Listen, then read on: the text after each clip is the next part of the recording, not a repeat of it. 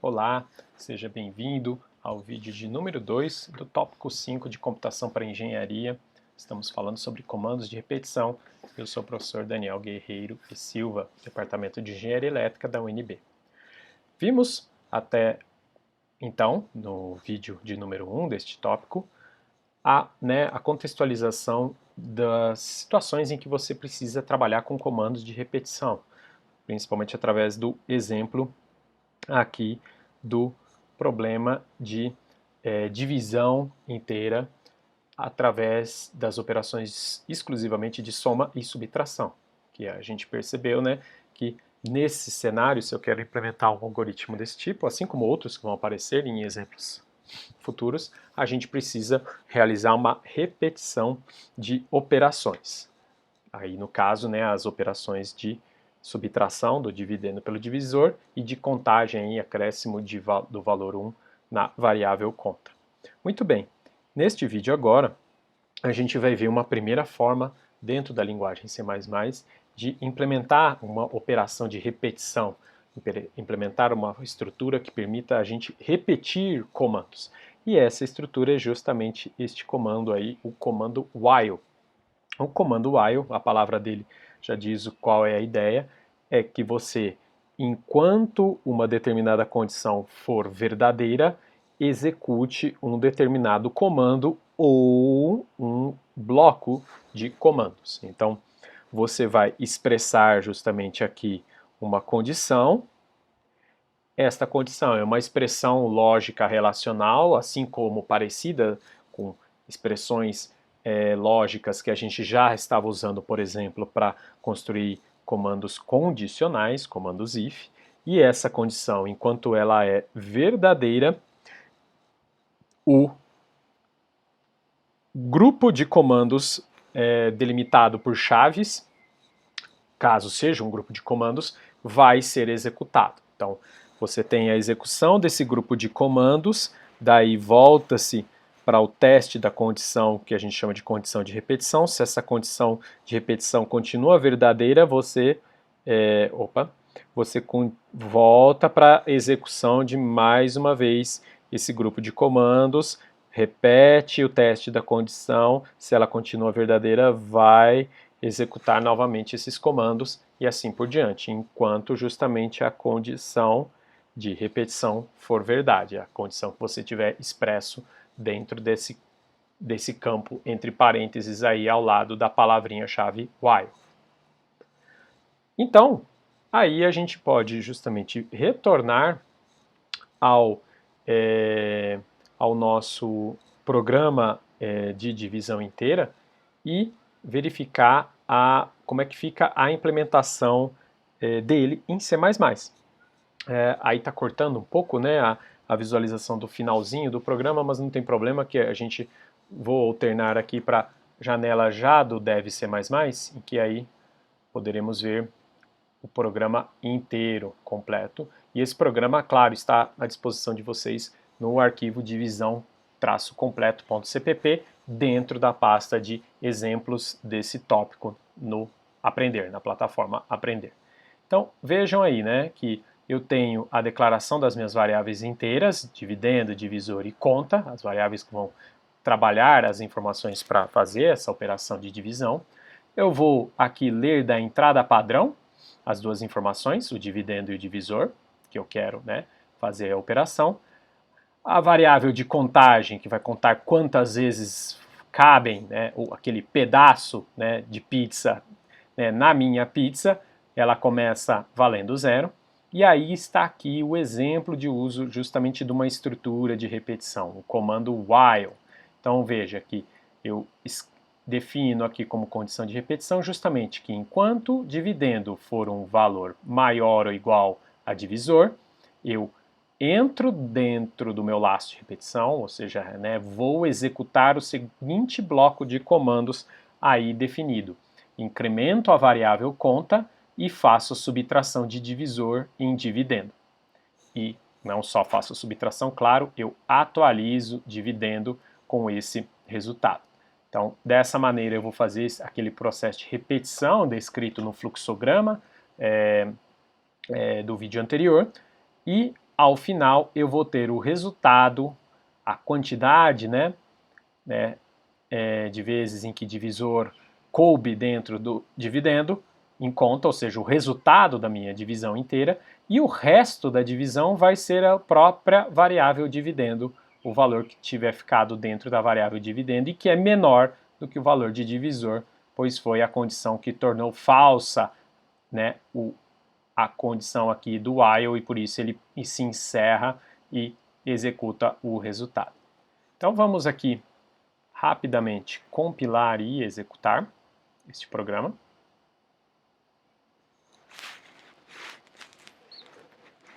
Vai provavelmente estar demorando mais do que o normal, porque estamos gravando esse vídeo, então, né, como já falei em outros vídeos, né, quando está em gravação aqui, o meu computador fica bem mais lento e demora bem mais os processos de compilação, mas na máquina de vocês isso certamente vai ser feito bem rapidinho.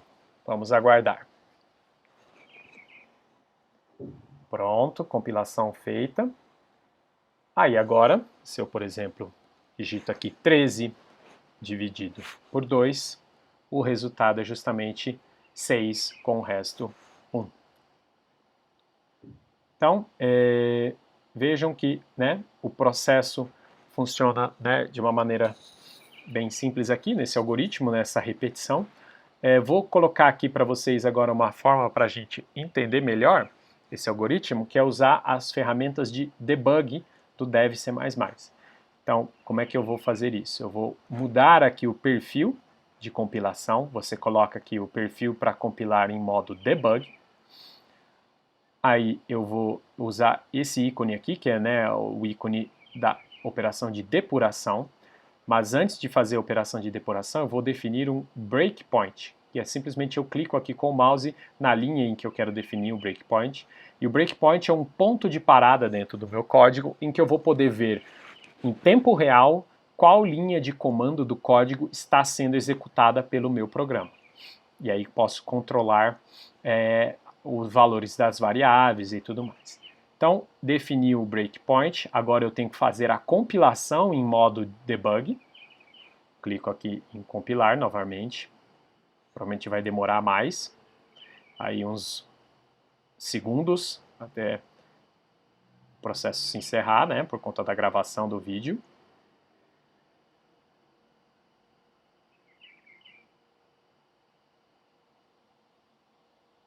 Pronto, a compilação é feita, aí agora eu vou executar em modo debug, é esse daqui, né? Então não é na opção F10 do teclado, é na opção F5. Vou fazer a depuração, aí veja, aparece agora um conjunto de ferramentas aqui para eu acompanhar.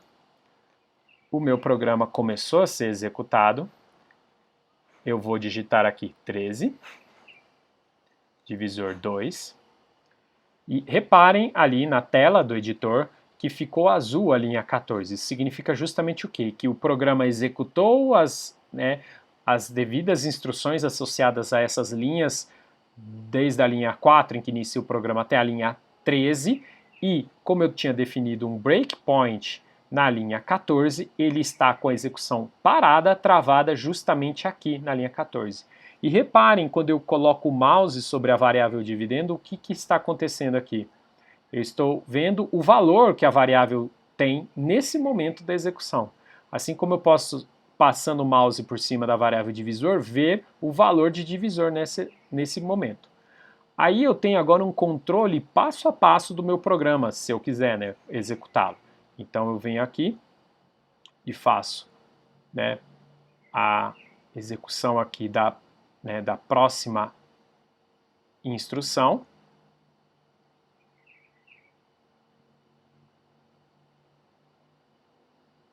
Opa, na verdade não é a próxima instrução, acho que é a próxima linha, que é a operação que eu tenho que fazer.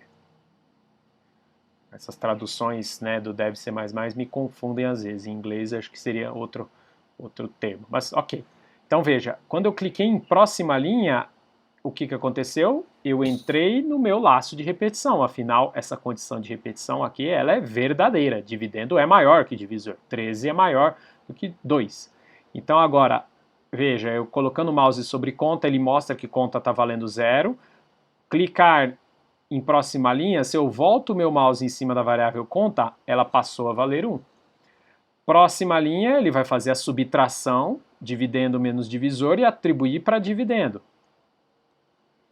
Vejam que se eu passo agora o mouse por cima de dividendo, ele vale 11 agora. Então veja que eu posso ir acompanhando passo a passo a execução do meu programa no determinado trecho que eu quiser. Então vamos para a próxima linha mais uma vez. Ao fim dessa segunda passada no meu laço de repetição, conta está valendo 2, dividendo agora já está valendo 9, continua sendo dividendo maior que divisor, vamos para a próxima linha, mais uma vez. Conta foi incrementado para... Opa, acho que aqui incrementou bem mais do que o esperado. Não, desculpa, aqui houve só um errinho no debug aí. Conta está valendo 3 e dividendo valendo 7. Então veja, eu continuo executando linha a linha a instrução se eu vou clicando aqui em próxima linha. Então o modo debug, o depurador, é uma ferramenta muito útil para a gente conseguir acompanhar a execução do nosso programa através do código-fonte que a gente fez. Então isso é uma ferramenta que ajuda muito a resolver bugs dentro do nosso código. Então eu recomendo fortemente que vocês aprendam a usar, né, e utilizem quando estiverem programando. Agora reparem, eu cheguei justamente na situação em que conta está valendo 6 e eu subtraí divisor de dividendo até que chegamos em dividendo vale 1 e divisor vale 2. Ou seja, esse teste de repetição vai ser realizado e vai dar falso. E aí olha só o que acontece aqui. Justamente, eu pulei aqui a execução do bloco de comandos, saí aqui do bloco while e vim executar o comando de impressão, ou seja, o comando subsequente ao bloco while, que é a impressão do resultado, imprimindo o valor de conta e o valor de dividendo. Próxima linha.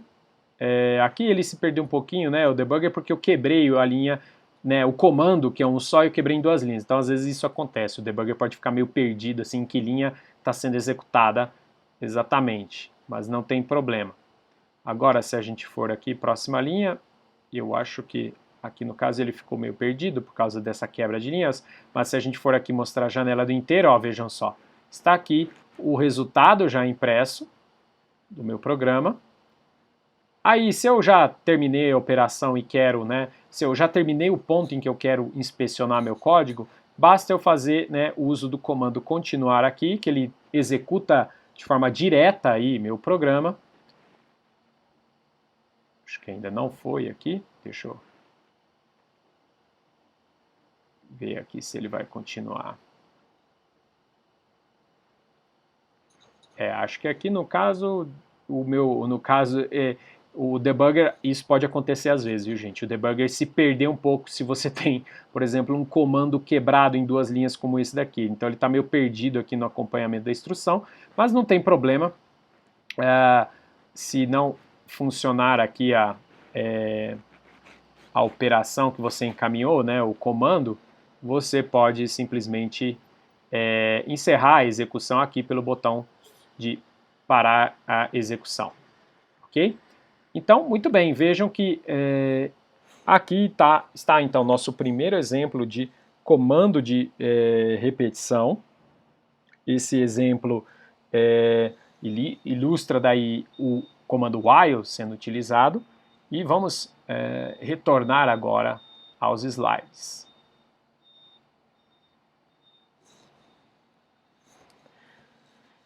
Muito bem, então voltando aqui para os nossos slides, a gente vai agora passar por alguns outros exemplos, tá? Para ir entendendo, né, outras situações, outros tipos de problemas que você pode tratar com o uso de comandos de repetição. Então, tá aí, né, um primeiro exemplo disso.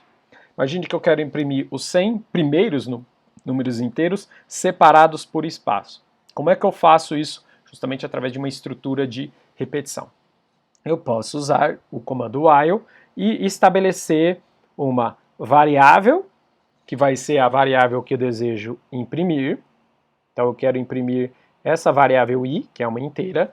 Se eu vou imprimir os 100 primeiros valores, eu defino o primeiro valor como sendo 1, poderia ser 0 também, né? Aí é questão aí de interpretação do problema. E aí vejam, eu estabeleço como condição de repetição que eu vou, né, repetir o que vem a seguir aqui, enquanto eu não cheguei no número 100. E aí o que eu vou repetir? Eu vou repetir a impressão do valor da variável i.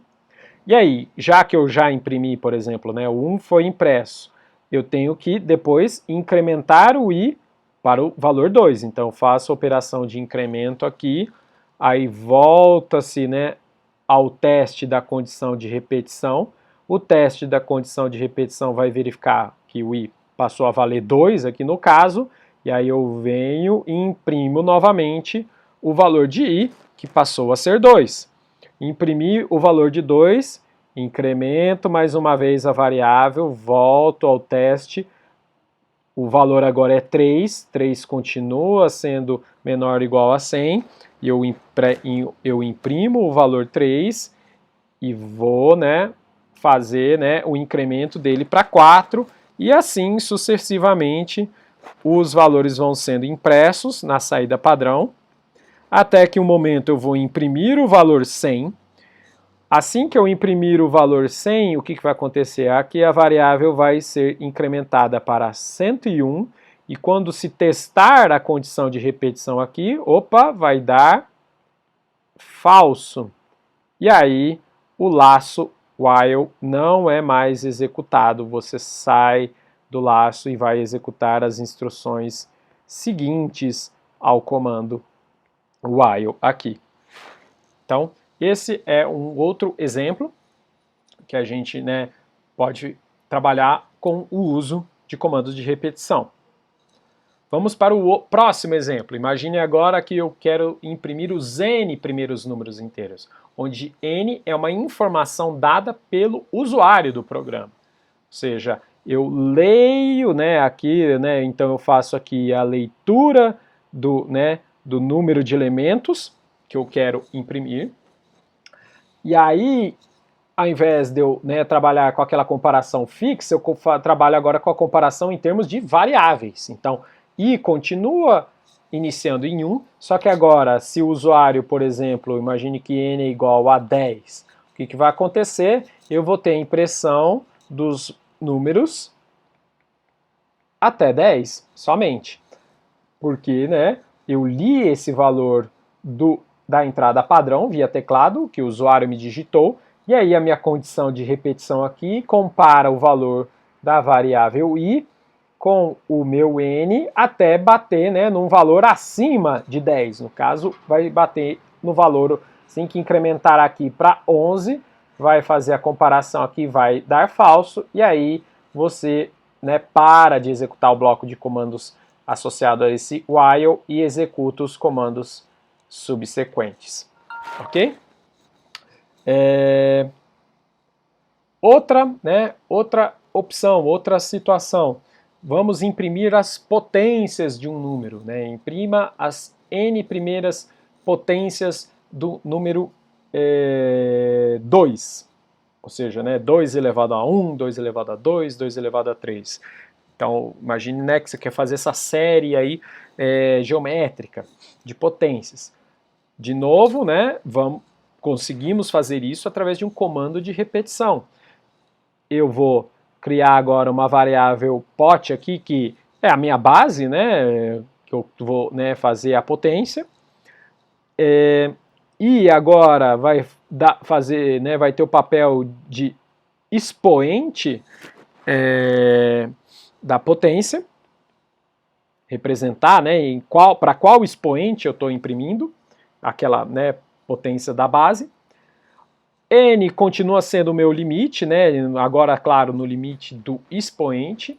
E aí, mais uma vez, eu vou fazer, né, o trabalho da condição, né, de repetição desse laço while aqui, imprimindo a potência, claro, aqui começando, veja, começa I valendo 1, pote vale 2, afinal, né, 2 elevado a 1 é igual a 2 mesmo. Então eu vou imprimir aqui, né, essa informação, aí eu incremento o meu I, ele vai passar a valer 2, e eu vou multiplicar pote por 2. Então ele vai passar a valer aqui 2 vezes 2 igual a 4.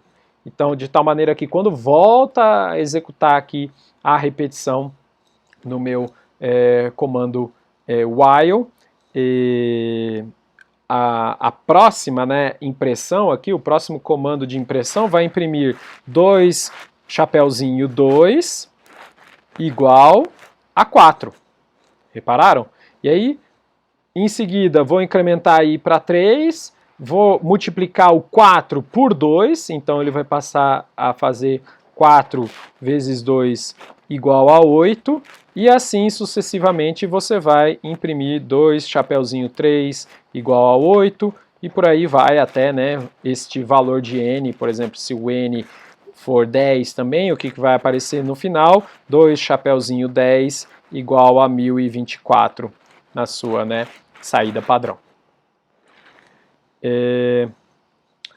Alguns comentários, né, depois desses exemplos. O que acontece se você estabelece um comando while cuja condição de repetição já é falsa de partida, como está aqui nesse primeiro cenário? Ou seja, eu atribuo um teste no meu while para verificar se o a é maior que 0, só que a variável a é inicializada com o valor menos 1. Outro ponto a se pensar, refletir aí, vocês podem, né, até parar o vídeo aí para pensar nisso. O que acontece se eu estabeleço uma condição de repetição que sempre é verdade? Por exemplo, como está aí, né? Imagina que eu faço um teste de condição de repetição para repetir enquanto a variável a é igual a ela mesma. Que tipo de situação a gente constrói? As respostas estão aí, né? Ou seja, a primeira situação, eu nunca vou, na verdade, entrar dentro desse laço while. Eu nunca vou executar esse comando de atribuição aqui que está vinculado ao comando while. Eu nunca vou decrementar o valor da variável a de 1, porque já de partida essa condição aqui ela se dá como falsa. Já do lado do caso 2 aí, a gente tem uma situação que é um bug de execução, né, que é bem comum da gente encontrar quando trabalha com laço de repetição, que é o famoso loop infinito, ou seja, a operação de atribuição aqui, A recebe A mais 1, ela vai ser executada indefinidamente. Então o teu programa vai entrar num um processo de execução de instruções ali sem parar, indefinido, o que pode levar, né, em um determinado momento a um crash do programa, né, a uma interrupção da execução daquele programa por uso excessivo de recursos ou até, né, sobrecarga da sua CPU. Então é uma situação que pode se tornar chata e incômoda, acabar, né,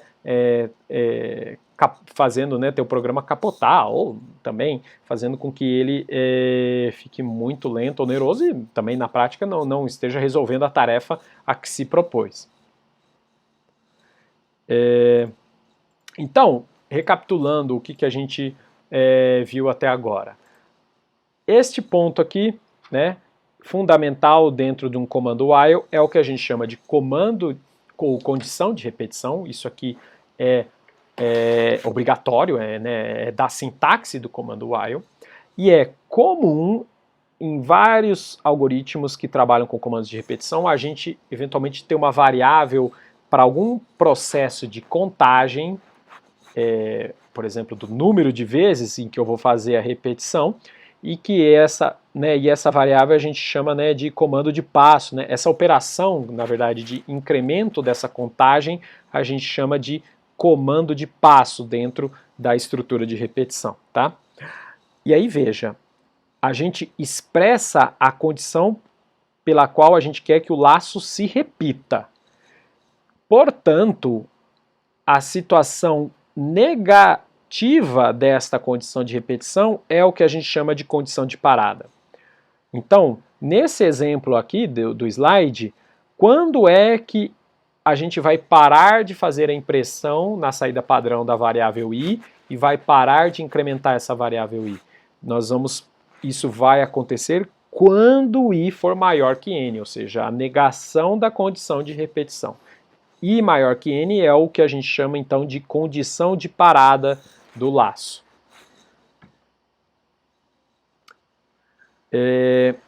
Outro aspecto mais de detalhes, de situações em que a gente usa um laço de repetição que vale a pena comentar aqui com vocês, é que eu posso ter o que a gente chama de um loop de fim determinado, ou seja, um laço em que eu tenho uma situação explícita aqui de parada, ou seja, quando i for maior que n, eu sei que esse laço vai parar de executar, ok? Então eu tenho uma situação explícita aqui, dependente de uma constante ou de uma variável, aqui no caso, n, em que quando a minha outra variável aqui suplantar o valor de n, eu sei que o laço parou. Então, se n vale 10, eu sei que isso daqui vai ser executado, por exemplo, 10 vezes, supondo que começou com o valor igual a 1. E você pode ter a outra situação, é quando você tem um loop de fim indeterminado. Repare, por que ele é indeterminado? Porque ele depende da leitura da entrada. Então, o usuário vai dizer para mim qual é o preço a ser registrado. Imagine que é como se fosse um algoritmo de uma caixa registradora, esse trecho de código aqui. Então, o usuário vai dizer o preço. E quando este preço for negativo, é que esse laço aqui vai, essa condição de repetição vai se tornar falsa e vai parar de ser executado. Na verdade, quando for menor ou igual a 0. Então veja, enquanto o usuário digita preços, registra preços maiores do que 0, esse laço aqui ele é executado. Então quando que ele vai parar? Você não sabe, o usuário pode digitar 2 preços maiores do que 0, pode digitar 6 milhões de preços maiores do que 0. Então veja que não tem uma variável aqui que define, predetermina a quantidade de vezes em que essa operação while vai acontecer. Por isso que esse tipo de laço de repetição, de uso do comando while, se caracteriza, a gente pode categorizá-lo como um loop de fim indeterminado. Ele tem fim, mas eu não sei exatamente quando isso vai acontecer. Bem, vamos parar esse vídeo por aqui, ele até já ficou bastante longo, e no próximo vídeo a gente continua falando de comando de repetição, só que de uma alternativa ao comando while, que é a estrutura do while, ok? Então, até o nosso próximo vídeo.